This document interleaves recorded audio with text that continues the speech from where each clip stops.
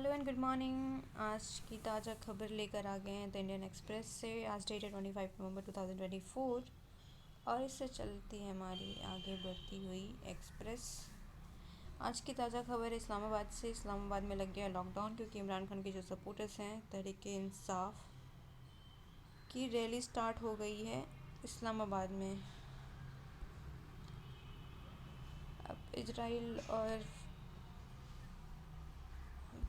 फ़लस्तीन और इसराइल और लेबनान के बीच की फ़ाइट, रशिया यूक्रेन, ईरान का न्यूक्लियर डील,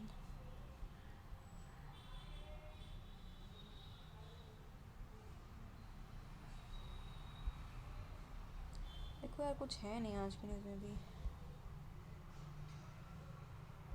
अगर वही चीज़ है, अब ये क्या इस सिटी न्यूज़ का क्या करें,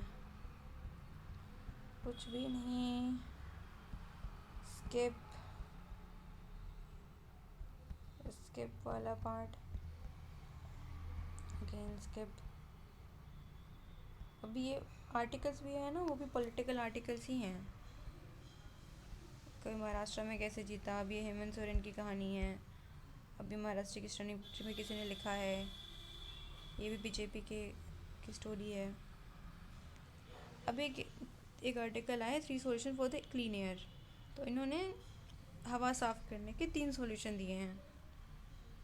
पहला सॉल्यूशन ये है कि हमें ज़्यादा बेटर इंसेंटिव देना चाहिए क्रॉप डाइवर्सिफिकेशन के लिए, क्योंकि सबसे मेजर इशू हमारी सबसे apart from the industrial pollutions major issue is stubble burning. तो अगर क्रॉप डाइवर्सिफिकेशन होगा तो स्टबल बर्निंग का इशू ख़त्म हो जाएगा। तो एक चीज़ वहाँ से प्रॉब्लम ख़त्म हो गई।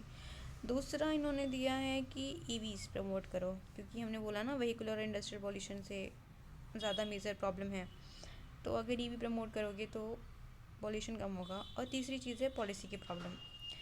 तो पॉलिसीज़ बेटर करो और वैक्यूम क्लीनर वाले जो टावर्स आते हैं यार, स्मोक टावर्स जो होते हैं, कह रहे हैं जगह जगह पे वो फिट करो। और इन्होंने तो ये भी कहा कि आप अगर अपना पॉलिटिकल सिंबल झाड़ू से बदल कर वैक्यूम क्लीन वाला ट्यूब वो टावर लगा दे तो ज़्यादा अच्छा होगा। अगेन ये पॉलिटिकल है तो सॉरी। अब हरदीप नज़र का मर्डर केस, देखो 4 इंडियन को ना बिना प्रिलिमिनरी हियरिंग के उनको ट्रायल के लिए भेज दिया है कनाडा ने। तो ये इनके पास स्पेशल पावर होती है जिसको बहुत बहुत ही रेयरली यूज़ करना होता है, बहुत ही कॉन्शियस होके। और ये इन्होंने यूज़ किया है हरदीप निज्जर के मर्डर केस में। ये पावर स्पेशली तब यूज़ करते हैं जब बहुत बड़ा, बहुत ग्रेव कंसर्न हो, पब्लिक लॉ एंड ऑर्डर का इशू हो, या फिर कुछ कोई विटनेस की सेफ्टी का इशू हो, तब करते हैं। बट इन्होंने इसमें यूज़ किया है तो बेसिकली हमें प्रॉब्लम होगी। अब ये लेटर एंट्री का है कि यार हाउस कमेटी एग्जामिन करेगी कि लेटर एंट्री होनी चाहिए, सिविल सर्विसेज में नहीं होनी चाहिए। तो हमें पता है कुछ महीने पहले लेटर एंट्री के कुछ पोस्ट आए थे, लगभग 45 पोस्ट रिलीज़ किए गए थे यूपीएससी के द्वारा। बट फिर बाद में बहुत ज़्यादा ओपोजिशन के बाद उसको वापस ले लिया गया था।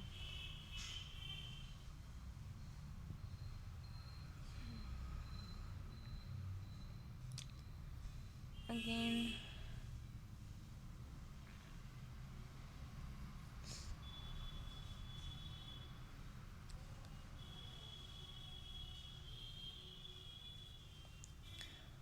ये तो हेडलाइन से पता चल रहा है कि इंडस्ट्रियल एक्टिविटी वीक है और अर्बन कंजम्पशन है नहीं उतना। ये तो हम पहले ही बात कर चुके हैं। जो थोड़ा बहुत कंजम्पशन है वो रूरल कंजम्पशन है। तो इसकी वजह से जो सेकेंड क्वार्टर की जीडीपी है वो 6.5 पे आ सकती है। अब ये देखो, जो अडानी के ब्राइब का केस आया था, इसके साथ साथ एक और केस चल रहा है आईपीआर इशू का। तो जो यूएसए का ट्रेड टैरिफ एक्ट है, उसका सेक्शन 337 ये कहता है कि अगर कोई कंपनी यूएस के आईपीआर लॉज को ब्रीच करती है तो उस पर ये सेक्शंस लगाए जाएंगे। तो अडानी के कुछ फॉर्म्स में जो यूएसए में इस्टेब्लिश है उस पर लगाए जा चुके हैं। और जो इम्पोर्टेड प्रोडक्ट्स है उसमें भी एलिगेशन है ऐसा। तो अगर ऐसा है तो हमारे देश में यूएस से इन्वेस्टमेंट पे इम्पैक्ट पड़ सकता है, जो कि बहुत नेचुरल है।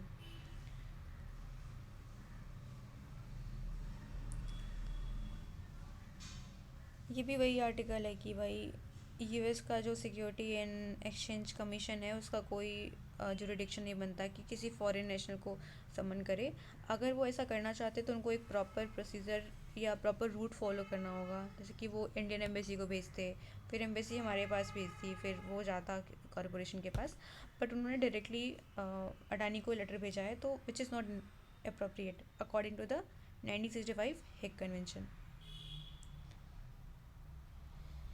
अब एक्सप्लेन पेज में क्या है कि यार देखो, हमने देखा था ना पाकिस्तान में क्लैश चल रहा है बेसिकली खैबर पख्तूनवा रीजन में।